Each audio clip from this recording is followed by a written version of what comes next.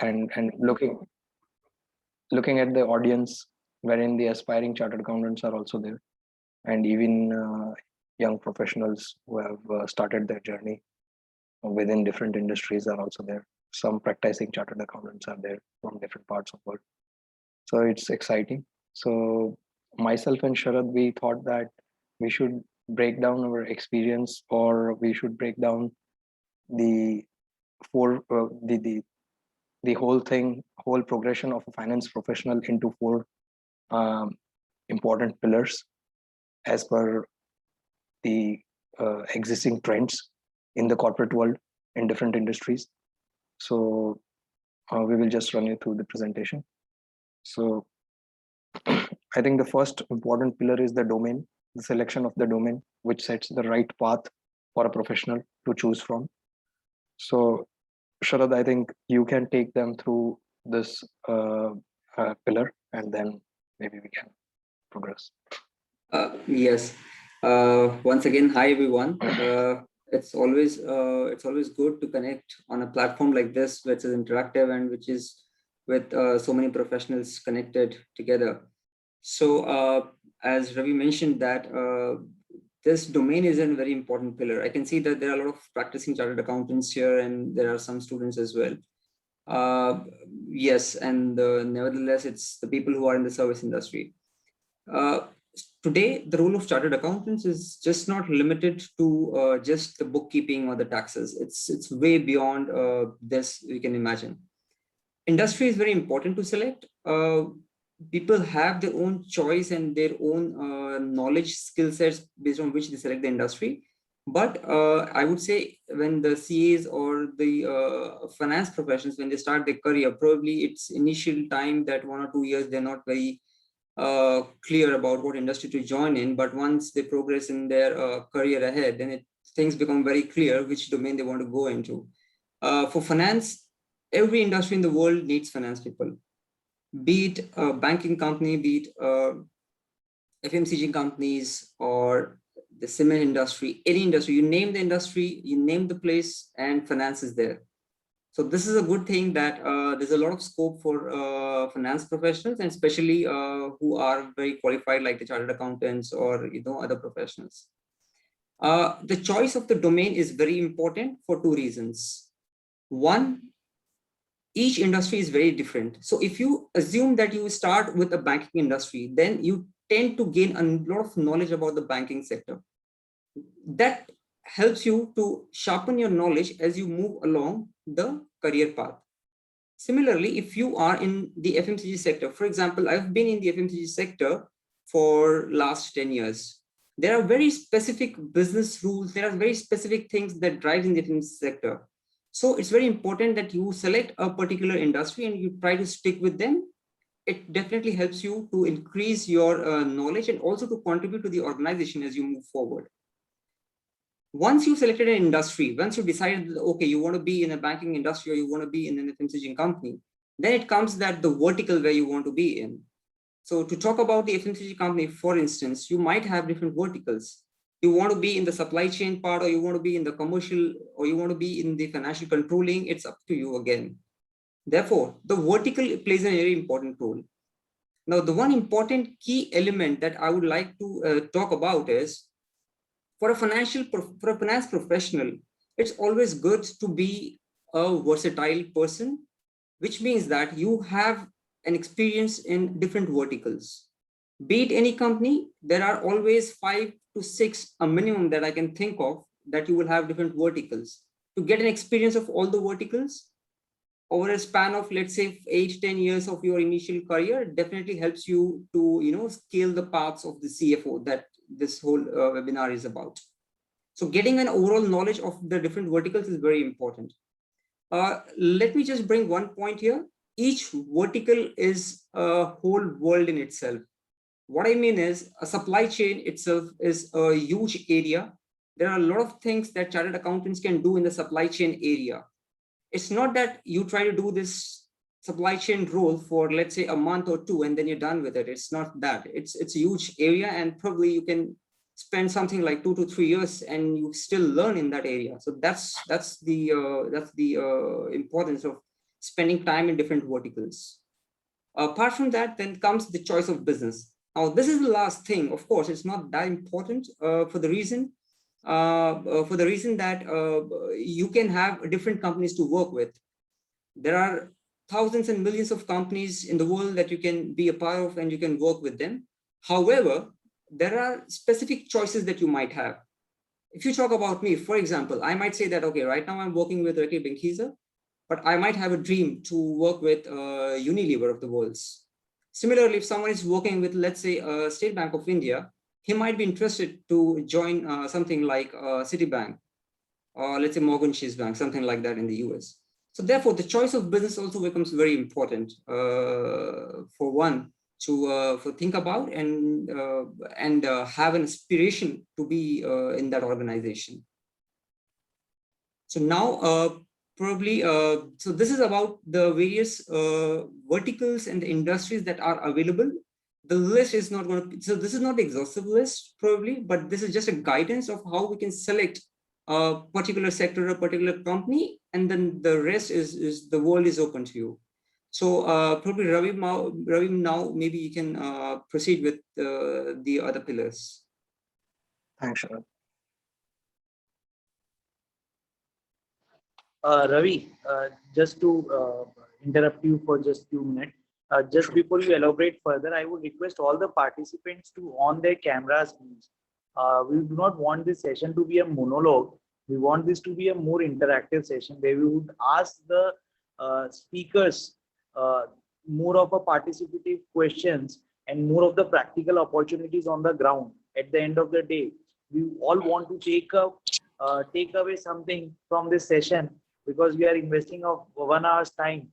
So I would request Ravi to elaborate further that what are the practical experiences which he had right from the landing in the Hong Kong and starting off. What was his practical experience in the company and how he moved one position to the another ladder and to the upper ladder. Ravi, please over to you. Thanks. So I think as Sharad mentioned, the domain is important. So when I speak about myself, I started with banking industry. I joined Citibank corporate office in India franchise, and I was part of treasury team. So of course, treasury team, India corporate office, Citibank, it was quite fascinating. And there was a long queue, people dying to enter on that position. And so it seemed to be very lucrative at that point of time. So I spent around 5 years with the banking industry. And within the industry, as Sharad mentioned about the verticals and operations.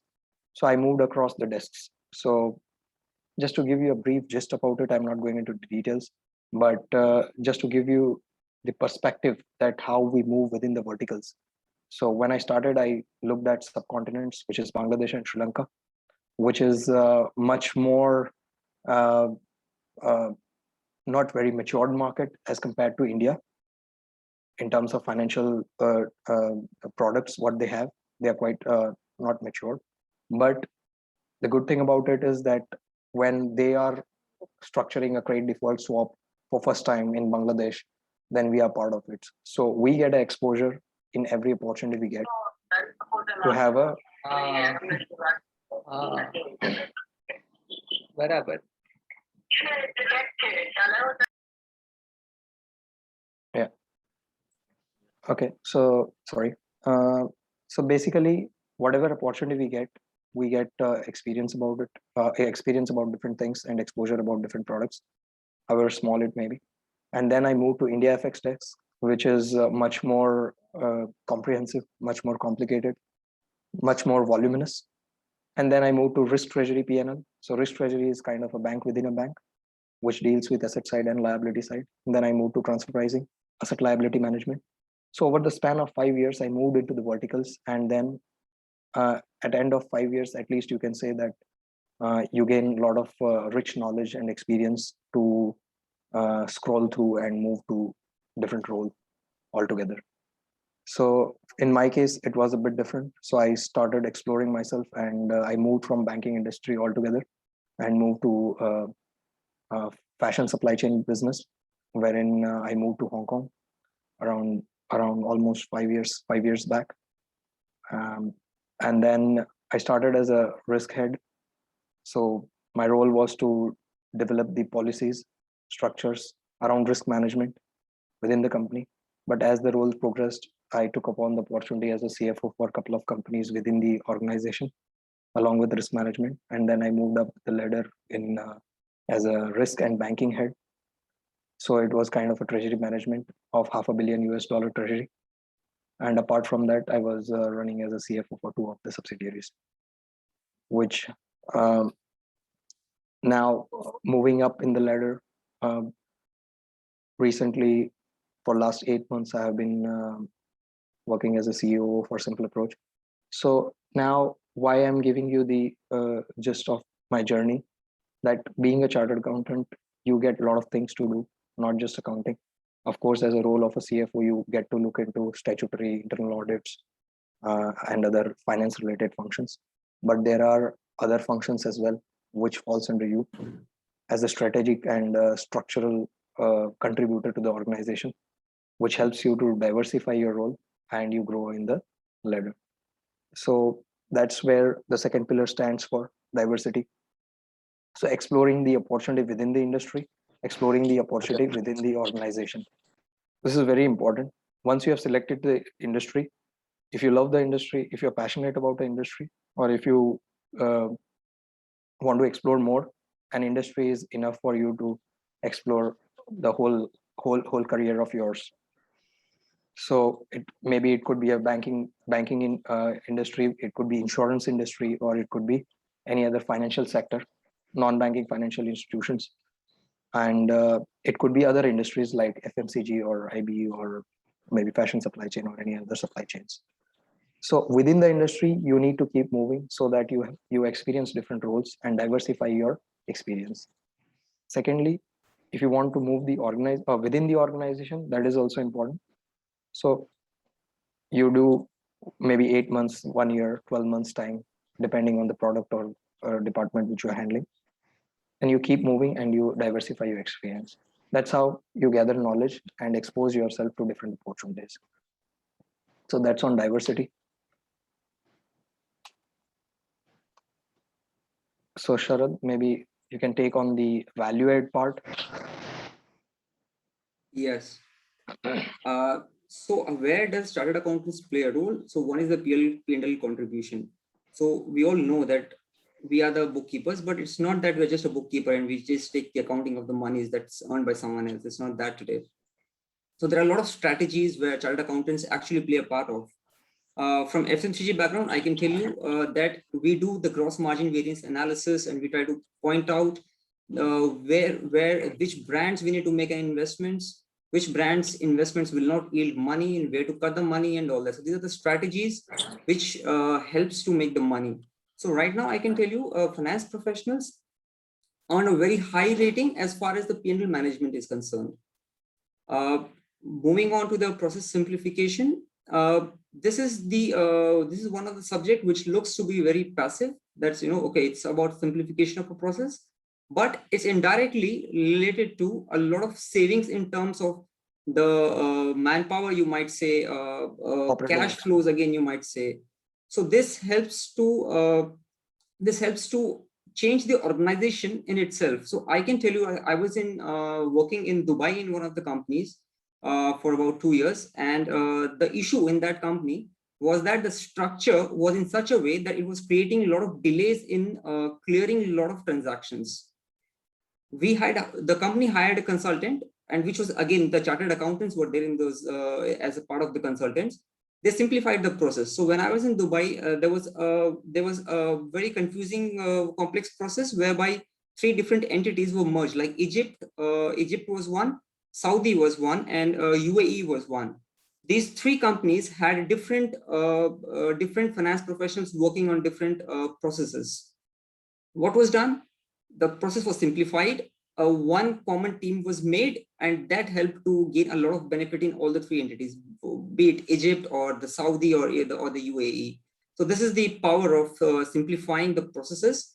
Why I'm saying this? Yes, it's the chartered accountants again who have a good visibility of the P&L, who can drive this. And yes, there are tangible results which have been delivered by chartered accountants on this line. The next two, maybe Ravi, you can take through. Yeah. So I think rightly said, P&L contribution, process simplification. Process simplification looks quite passive, but it's very important, across the industries, because you may name it different ways: process reengineering or process ramification or overhauling of the structure, but all drills down to simplification, right? So this is really important. And P&L contribution is something I think rightly mentioned, Sharad, that's the core area of a chartered accountant or a finance professional. So any organization from a finance department being a cost center, they expect some contribution to come from us. And we are the ones who has got minute visibility, either it is OPEX, gross margins, or net margins, or exceptions, or any other direct or indirect costs related to the industry. So really important. Coming to structural and strategic contribution, this is really important. So this is more from a macro perspective. So I will just like to elaborate a bit on this with a practical example. So let's say right now, currently I am working in a structure wherein we are multi-dimensional and multi-demographic entities. So we have set up in Hong Kong, we have listed entity in India, and then we have different entities across 22 countries with 50 offices. So somewhere we have liaison office, somewhere we have branch office, somewhere we have representative office. The structure is very important in terms of your tax planning, your legal compliance perspective, because if you are a listed entity in some location, then you have to follow a dual compliance structure.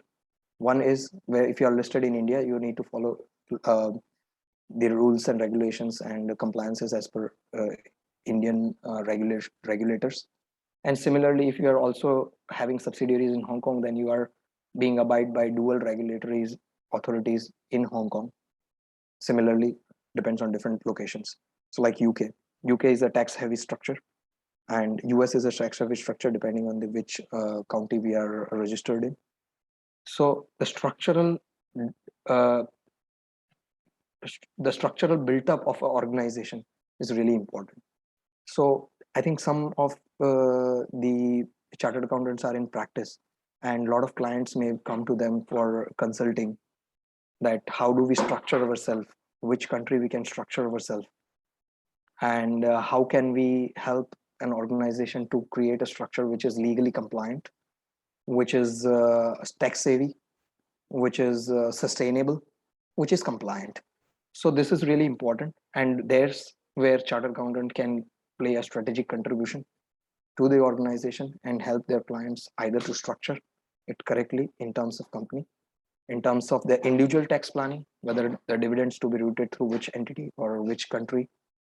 So those sort of things falls under structural regime. And the fourth one is balance sheet. This is like really a value to stakeholders. So our role is not just to report a P&L or balance sheet, but our role is to manage the P&L and balance sheet. Now, when I say managing the balance sheet, then important areas which I could think of, which everybody is aware about: net working capital management. So return on capital employed. So in your investors are looking at net working capital management. Your stakeholders are looking at net working capital management, return on capital employed, capex and investments. So heavy capex which you are making, or heavy investments which you are going to make as a company, whether in startup field or whether in other new businesses. So how do you analyze the goodwill? How do you value the organization which you are going to take over? So this is really important. And how do you structure your deal? That is also important.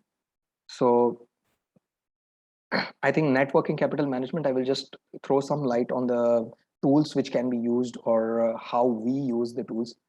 So let's say net working capital management right now, maybe a lot of chartered accountants in the banking industry.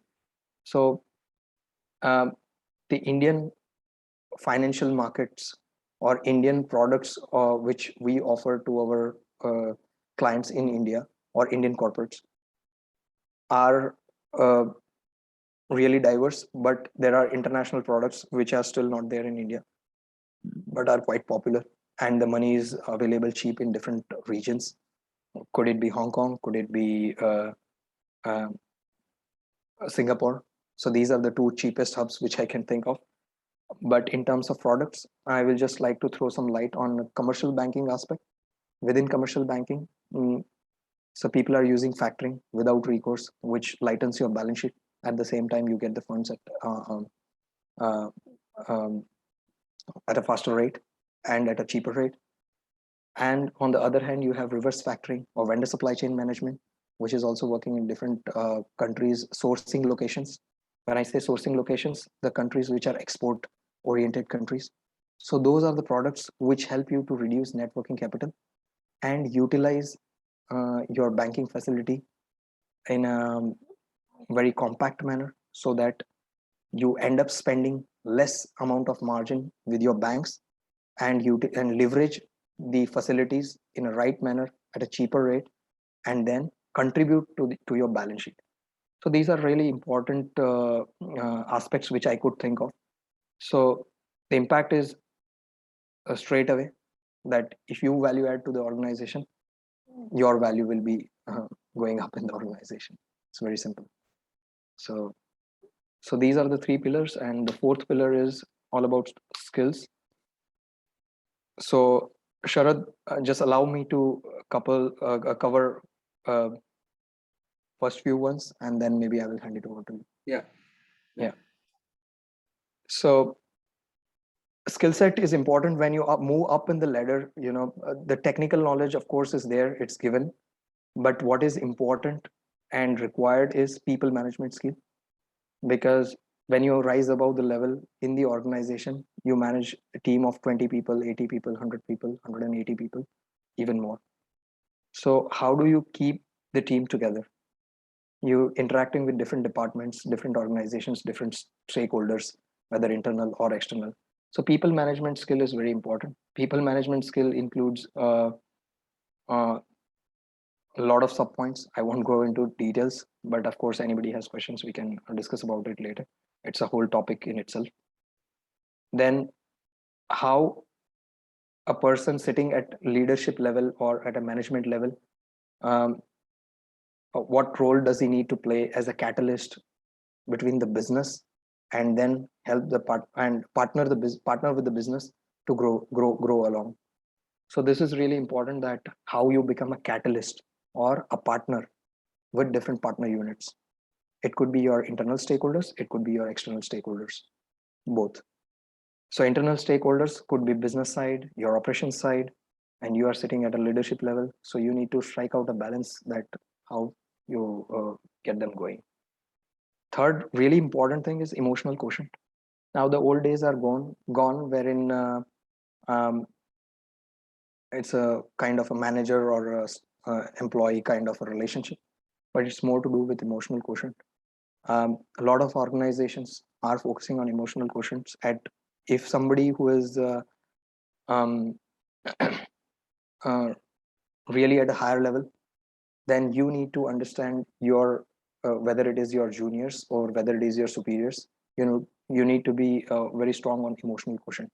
So when you say emotional quotient, it means to have empathy, gratitude, and to recognize the uh, importance of people within the organization. Every person is important, whether it is lower in the level or higher up in the level. So emotional quotient is very important, and this is the key for people to uh, key to retain people in the organization and maintain the motivation. And two more things I will just briefly touch upon, and then I will hand it over to Sharad. Intellectual honesty. This is really important in today's era. Um, Days are gone that when the teams are moving and people are changing, and people hide something or try to surpass some of the things when the new management is coming in, or where there is a situation of change management. So intellectual honesty, which is very important and which is being valued at organization level. So this is really a buzzword right now, that how industries are perceiving people's intellectual honesty. So it has been replaced by integrity. Of course, integrity is one of the key uh, uh, on the hierarchy, but intellectual honesty is something which is being valued. Levers of influence.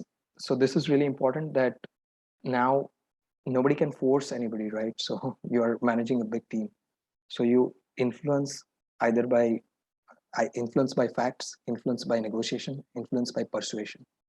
So these are the levers of influence you keep on moving across to help your organization, help your teams to keep motivated and keep growing. So Sharad, I would hand it over to you, and maybe you can touch upon a few more points here.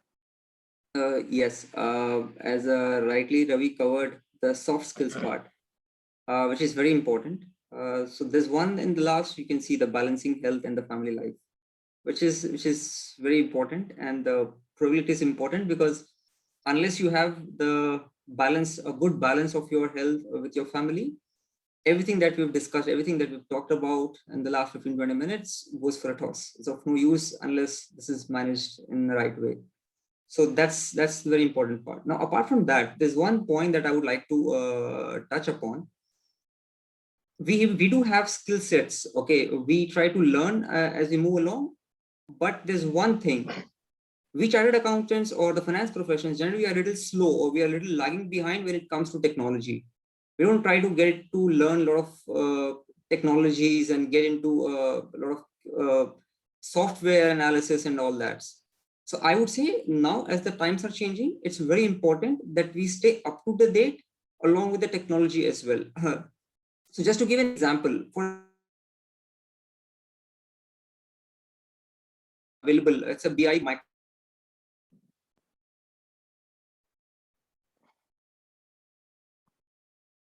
data to consolidate from 50, 60 different countries. And there are 100, 200 matrices. So this tool helps you to have a good analysis of the whole data. So these kind of things are something that as a professionals, like let's say if whatever experience that we have, we should keep learning ourselves. We should keep updating ourselves. This is something that we generally forget in our routine day-to-day operations. But we should try to take out some time and try to learn these technological things, which is definitely helpful, because that's the future anyways going to be that. So yeah, I think so. With that, we should be covering most of the important pillars which are required for a finance professional to scale up in the life and to become a CFO. So probably now it's the floor is open. I know it's like we've taken a lot of time, we've consumed, and it was getting a bit monotonous. So it'll be fun now if we can have some good interactive section, and where we can get to know something about people and we can share our experiences as well. Sure, Sharad. This is something which we also love about our sessions, that the kind of interaction we have in our group, and very informal chats, because ultimately the solution and the God lies in the details. So what we are going to talk about is that you have given us a very good macro picture. Both of you has from domain to diversity, from value add to skill set. We have covered each and every area which a CA should be knowledgeable about, should be expert about, should be capable enough to handle each and every area in his professional life, whether it's come with respect to the domain or diversity or the value add which he needs to give it to the company, and the internal skill set, the leadership or communication skill set which he needs to have. But I would like to have few questions to both of you. You can answer of your own. What are the actual overseas opportunities available in Southeast Asian countries with regard to CA? Let's suppose I'm practicing in Surat, or let's suppose in any of the part of the Western region, and now I need to move to Malaysia or Hong Kong or China. How can I, what are the kind of opportunities available apart from being employed in any of the verticals or in any of the MNC group? Apart from that, how we can develop the practice of being a consultant, or where do you require us? Because as an Indian CAs, we are more methodical, we are more honest in terms of intellectual capacity also, and in terms of the hard work also. So do you see any kind of bandwidth forming there? Any of you can answer if it's okay with you.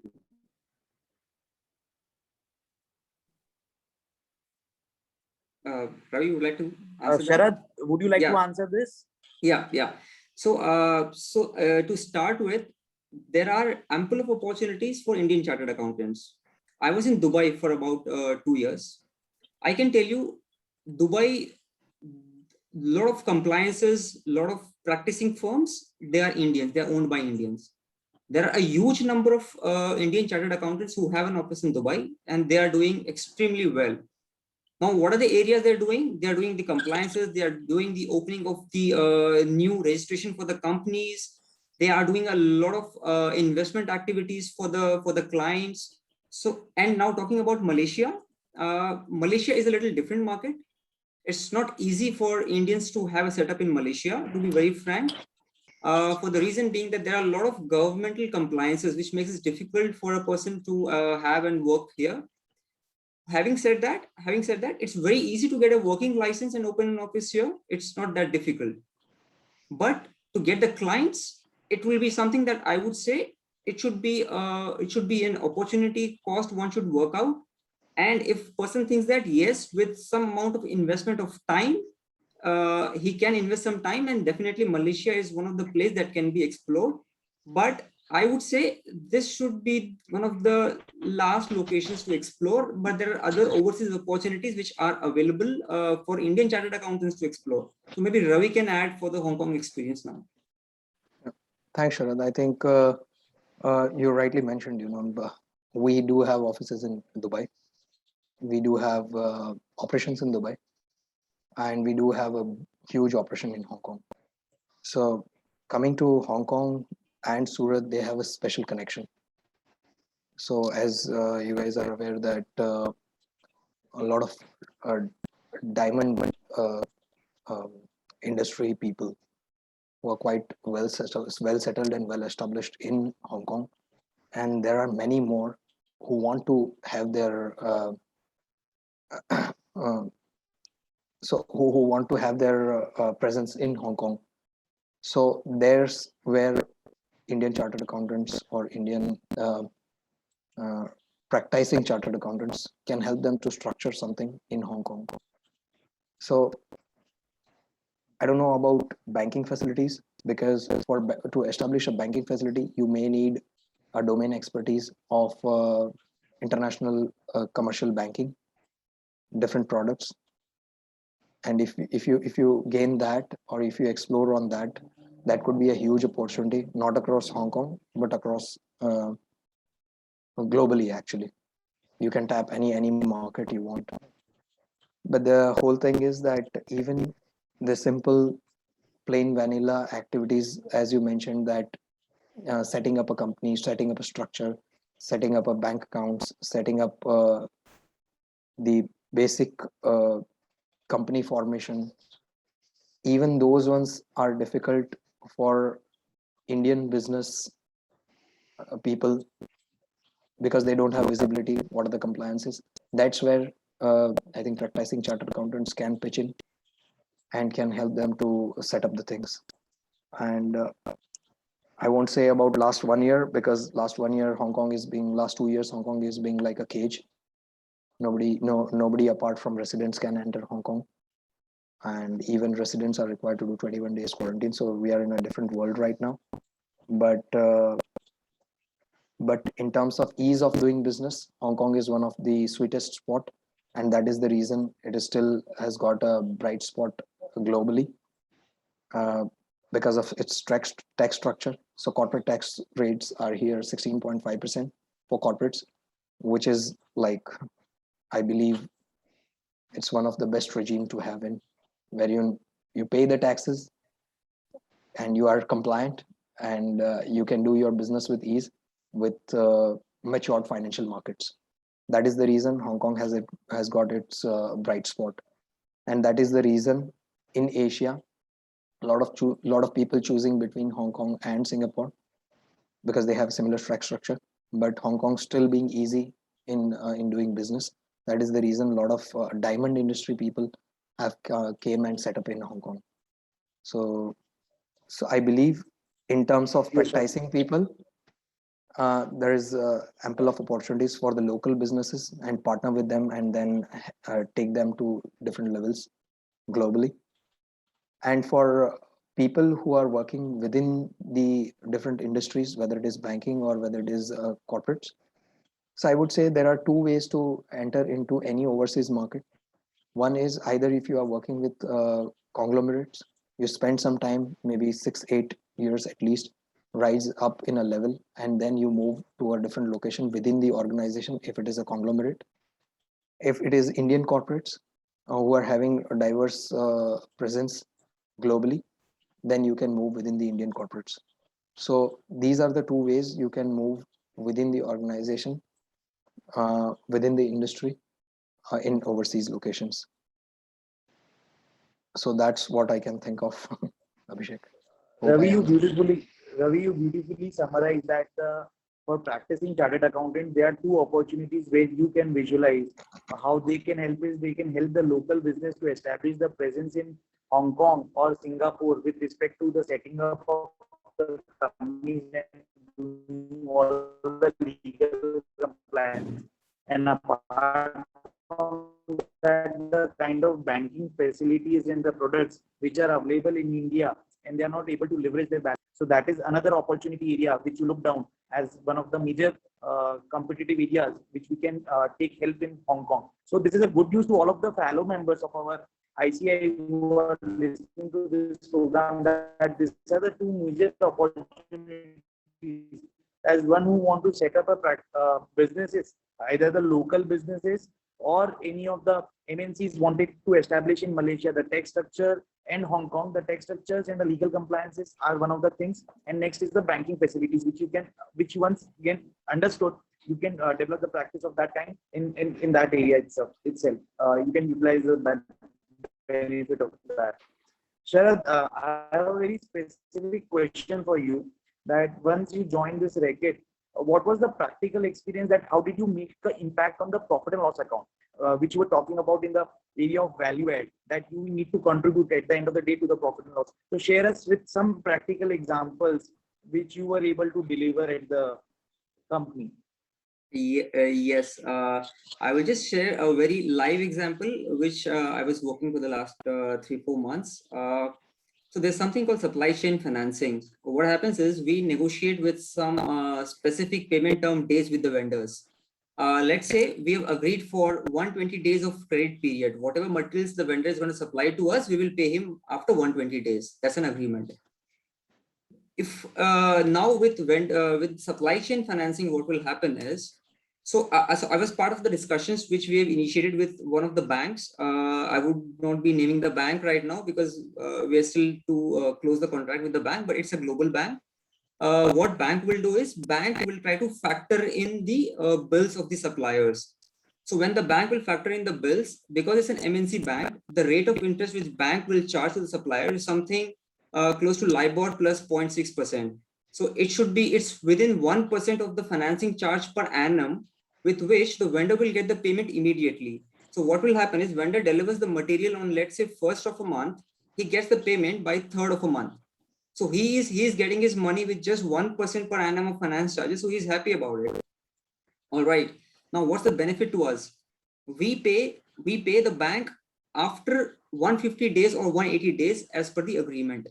So with this, if the existing payment terms are 120, we try to negotiate with the vendor and we try to stretch this payment term days from 120 to 180 days. So there is a clear 60 to 70 days of working capital benefit that we get it. On the other hand, vendor also gets the financing at a lower cost of rate. So I can tell you an example. If you try to go to a bank in India, probably I don't think you will try to get any loan which is lower than 7 or 8% per annum. Probably I'm like little out from India for quite some time, but I guess those are the rates that you get at 7 or 8%, probably not less than that. Two. You get it at 2%? Yeah, okay, 2. Okay. Yes. Yeah, so now imagine that is there some bank which is trying to give you a loan at something like, because internationally, if you see, internationally, there's a lot of credit which is available at a very low interest rates, like 2% or 1.5% or 3%. So these MNC banks, they have to channelize their funds. So they try to give this vendor chain financing at a very lucrative rates. Now you might have a question, why will a bank try to discount the vendor's bill? Why will it try to discount the vendor's bill? Because they will have a risk, vendor might default in paying it. So how exactly the supply chain works is, when the bank has factored in the bill and had made the payment to the vendor, the liability of making that payment to the bank again falls with us as well. So it's a tri-party agreement basically, where Reckitt will also pay the money. Now, why Reckitt will pay money to the bank? It's very simple. We have received our raw materials, right? So we have an asset in our so inventory is an asset which we are having in our books. So we don't have any problem in paying that to the bank. So it's a win-win situation for all of us. Vendor gets money at a very lucrative rate. He's up with his business. We get a 60 days of additional credit. So we are happy about it. Bank is happy because bank has got some business so this is a very recent project that I have been working on. So we have been starting this is called a supply chain financing. This is very famous right now. We are starting that for the first time in Malaysia. So I'm part of that project. This is just one of the examples how finance people can add value to it. Thank you. Yeah. Thank you, Sharad. Ravi, would you like to share any other example in Yeah, your I think Sharad, the vendor supply chain program is something which I also introduced about a year back or 2 years back in Bangladesh and China and Sri Lanka. So these are the three locations we have been working with.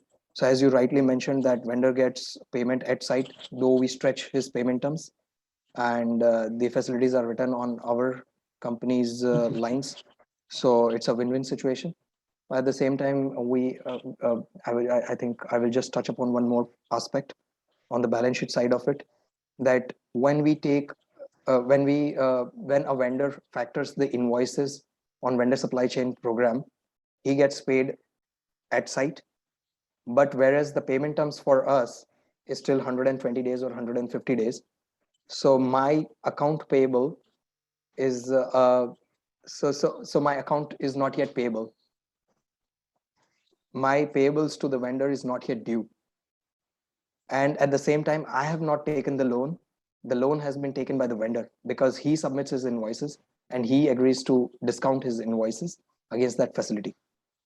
So the beauty about this product is that apart from net working capital and the stretched payment terms, we do have additional I would say additional benefit about it on balance sheet side is that instead of account payable, this balance sits in bills payable. So it automatically reduces your net debt, it reduces your net working capital, and that impacts your return on capital employed. So that's how it's really important for investors and stakeholders how they value your organization. So that's where, as you rightly said, we chartered accountants add value not only to the P&L but also to the balance sheet. Yeah. And I think Abhishek, as you mentioned, that I would also like to share one important aspect here, which we have not touched upon. But for all the professionals, whether in banking industry or in practicing field, credit insurance is something very niche product, which is one quite. more thing. Sorry, can you hear me? Hello. Can you guys hear me? Yes, Ravi, you are audible. Okay, perfect. So basically, one important aspect I would touch upon, which is credit insurance. Credit insurance is quite a niche product. Yes. It's quite popular in all the global markets. Yes, we can hear you, Ravi. We can hear you. So quite popular in global markets and slowly picking up in India. So I see immense opportunity for all the chartered accountants to structure the deals around credit insurance, which will be there is a huge domestic market wherein there are a lot of financing which is happening at in a non-protected environment. So this credit insurance is going to be a huge product in India in next 3 to 5 years as the Indian economy is booming. So this is where you can sharpen your knowledge and structure the deals around for your Indian corporate clients or semi-corporate clients this could be a game changer. And there are big players who are coming to India recently. ECGC is, of course, state-owned insurance or country-owned insurance, I would say. But apart from that, the big players in the markets are Atradius, Euler Hermes, and Coface. These are the three big players in the market, which constitute about 80% of the insurance market in the world, credit insurance market in the world. So this is One more credit thing insurance. which, Yeah, Abhishek.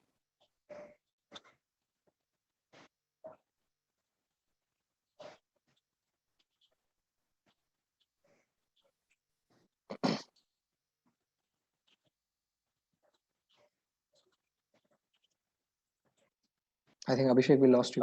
yes, Ravi, the supply chain finance program. I would like to see is working there or the companies working in Malaysia or Hong Kong. Are you? Am I audible? Yes, now we're audible. Yeah, now you're audible. Okay. Why the companies working in Malaysia or Hong Kong were not so much aware about this supply chain financing? Because Indian companies, as of today, even in MSME sector, everyone is managing the working capital very effectively until unless they are not banking challenges. So the companies being such a listed company, such in large in nature, why were they not utilizing that supply chain financing, which was such a feasible solution for both of them, for both of the companies? Are there any other challenges there? So I don't think any challenges are there, but it's only about how do we explore whether Okay. whether the sourcing location is is infrastructure, the infrastructure in the sourcing location is strong enough or not to support this kind of facilities. That is also important because vendors are based in Bangladesh. If I don't have a OBU unit, overseas business unit of a global bank in Bangladesh who can support this kind of deal in Bangladesh, I cannot do that structure, right? Similarly in Sri Lanka or China, if it is available, definitely there should not be any challenge unless you have your own credibility, which is lagging behind to support this kind of banking facility, or basically the facility is written on the company's financials rather than on vendors' financials. This is basically supply chain financing, but on factoring side, it is more dependent on the credit insurance of your customer. So that is also doable. And that is also just one. Yeah. Abhishek, just to add to your point, one of the reasons why sometimes it is not initiated by the companies is that when the dealing is done with the bank for the factoring and when a very regulatory rate is being offered, they need to have a minimum commitment of with a number of vendors and the credit lines. So sometimes if the criteria of having a credit line is not met, then that will not be initiated. So for example, let's say they will say that we will open a credit limit only with a minimum of 50 million pounds. So if I do not have a business of 50 million pounds in Malaysia, then they will not be interested to have a supply chain financing here in Malaysia. So this is one of the reasons why they need a sizable business so that they can offer a very good rate. Okay. There was a question in the chat box regarding any additional technical qualification is required for technical qualification apart from the CA degree is required when you're working in the overseas. And secondly was that one who is planning for CA and CFA both, which is the most preferred country he should work for, which is the best country to move forward. Ravi, if you would like to answer. Yeah, I think, okay, let me try to answer this, but the thing is that depends, first of all, if location is the preference, then you target the location, right? So let's say if I want to go to Canada, then irrespective of anything, I end up in Canada and then I find the job and then I start exploring within that country. That is one way of approaching thing. And the other way is that within the organization, if you move within any of the countries, so if we talk about financial hubs, then it could be, either London or maybe Frankfurt or New York City or maybe Hong Kong, Singapore or Dubai. These are the locations which are quite buzz in terms of finance and insurance markets. So these are the biggest sectors in financial world where you can be in. So if you want to choose the location, then there are just not the qualifications which will help you to get into these locations, because nowadays the visa requirements are so difficult, because if you don't have an open visa policy in a particular country, I really don't know how you will first end up in a country and then find a job. So the reverse psychology or reverse method always works. You first get a job and then enter into a country. That's the most easiest one. And at more junior levels, uh, at any organization, it takes time for you to move within the ladder, because you need to spend some time within the organization. If you know in and out about the organization, then there is an opportunity within the organization you can explore. But Hardik Talati ko direct question. so uh, uh, so I don't know whether I have justified the answer or not, but I think Fanil has asked this question, right? No, Hardik has asked this question. I would request Hardik to directly ask his question to you, because Yeah, sure. sometimes the chat box would not help us to. Sure. Yeah. Hardik, can you? Hello. Yes, Hardik. Yes. Hello, sir. I am CA Hardik Talati from Surat. And sir, I have one question that I would like to do forensic audit. So it is valuable, recognizable internationally or only in India? And I would like to do it from ICAI, which is ICAI is providing this certificate course to members of ICAI. No, I think forensic audit is something which every organization needs at some point of time. So if you do it from ICAI, definitely it's a value add. But now forensic audit doing whether in India or overseas location, it doesn't matter really, because your assignment is going to come from your Indian corporate or Indian conglomerate. Then only you are going to investigate at certain location. So if I talk about my company, we are doing forensic audit with our Indian chartered accountancy firms who are experts and who have gained this forensic audit courses from ICAI, being offered from ICAI. So of course it's a value add, and to practice it, whether it is in India or in any other location, I think your connection is important, how you get that assignment from. Okay, sir. Thank you.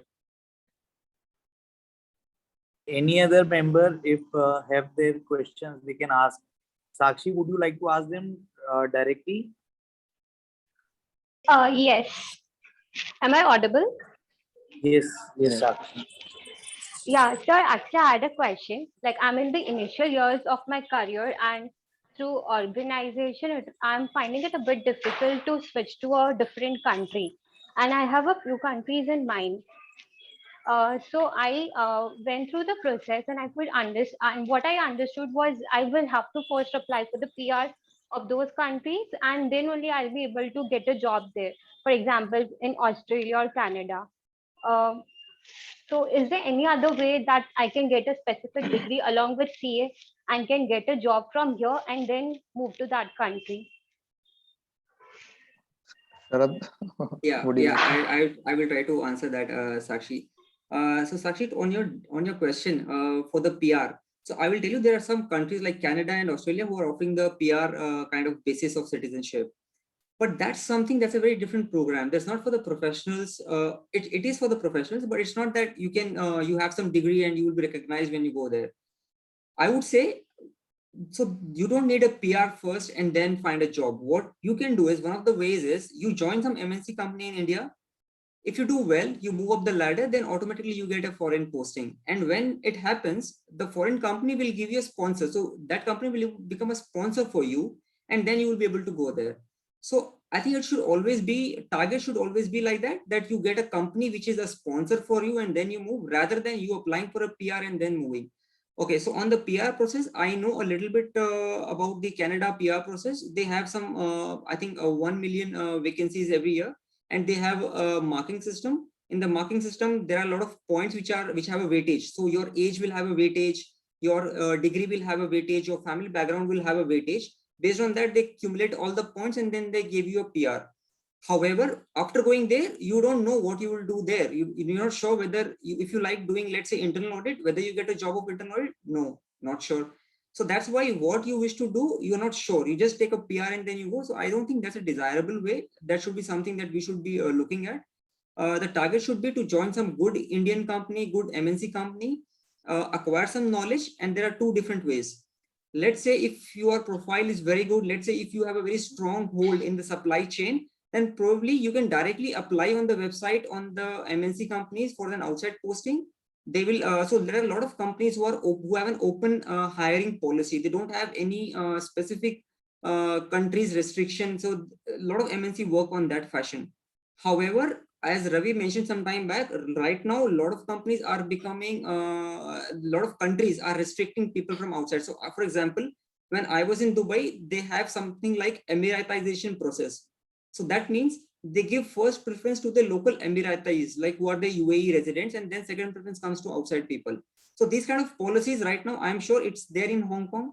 It's happening in Malaysia as well. So they are trying to reject a lot of employment visas for the outside people.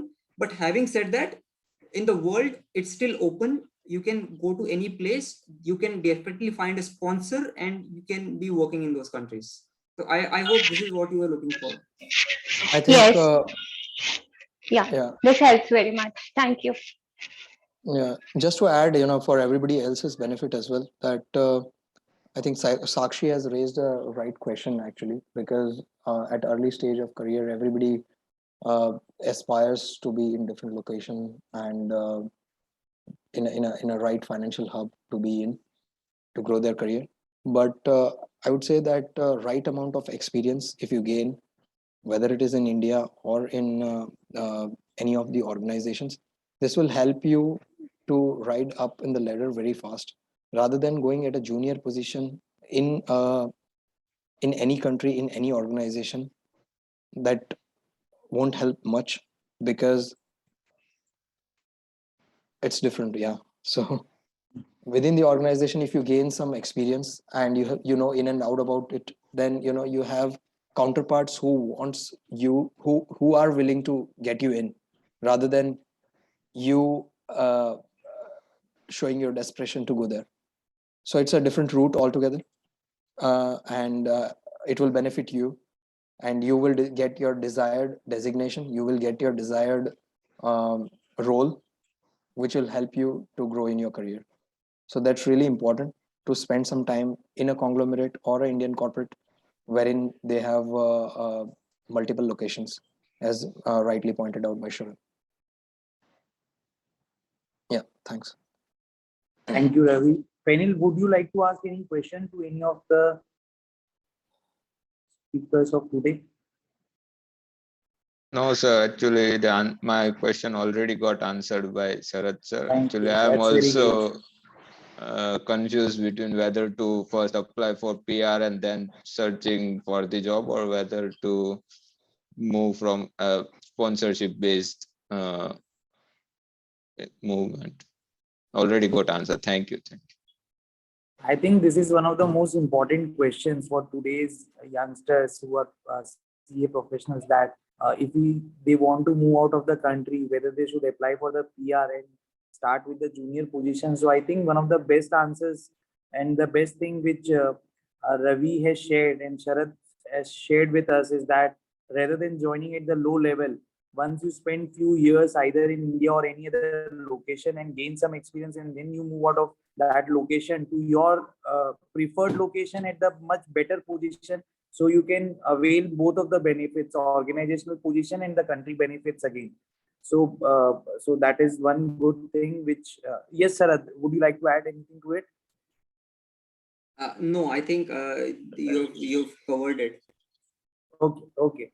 So any other member, any of our fellow member would like to ask any other question, can ask them directly or can put in the chat box. We would like to wait for a few minutes if any of the member have any kind of question.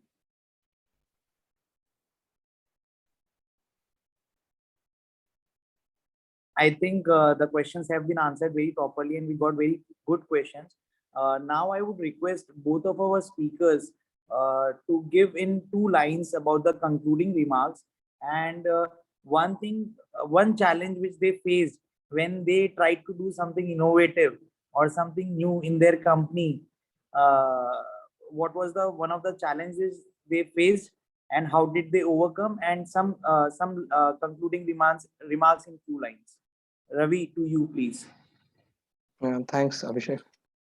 So I think um, whenever you try to do a creative thing or do a change management in the organization, wherein the the audience is larger, so you always start with a graph wherein first you face anger, then you face uh, reactions, and later you start negotiating on it, and later you settle down, and at the end the acceptance comes, and then there is uh,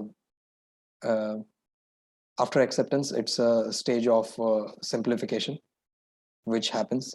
So this is a curve which everybody has to go through. So when there is a change, it starts with anger, a lot of animosity, a lot of confusions, a lot of arguments, a lot of resistance, and then ultimately it goes down to reception and acceptance.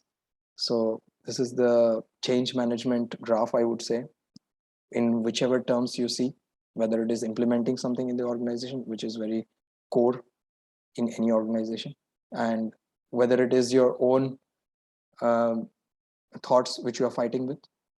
It sounds difficult. The change is always difficult, but it has its process. It takes its own time. So this is just my experience, which I could say. And the second important thing is, I think, is your soft skills are really important. Emotional quotient, people management skills, negotiation skills, influencing skills. These are really important because you are going to be catalyst. Your 30 years of career, uh, 30 to 40 years of career, depending on when you start or when you end. But in that long span of 3 decades, 3 to 4 decades, these are the skills which are going to take you up in the ladder. IQ, everybody has got it, it's given. You're all chartered accountants, so that's given. But EQ and other soft skills are really important for you to progress in your 3 decade of career. So this is my final submissions, and thanks for hearing me patiently. I have taken, I think, a lot of time. It was scheduled to be at up to 10:30. Sorry, like 8 o'clock Hong Kong time, right? India time. Yeah. But it's Thanks. perfectly fine, and it was a valuable guidance and suggestion, and all the inputs are very much relevant. And being one of our fellow members, I would request any of the member, if they would like to ask in future also any of the questions, they can ask our speakers very easily. They are very much accessible to all of us, not just to us, but to all of our CA members. Sharad, your concluding remarks, please.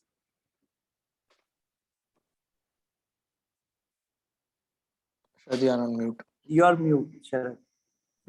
Yeah, yes, sorry. Yes, thanks, Abhishek.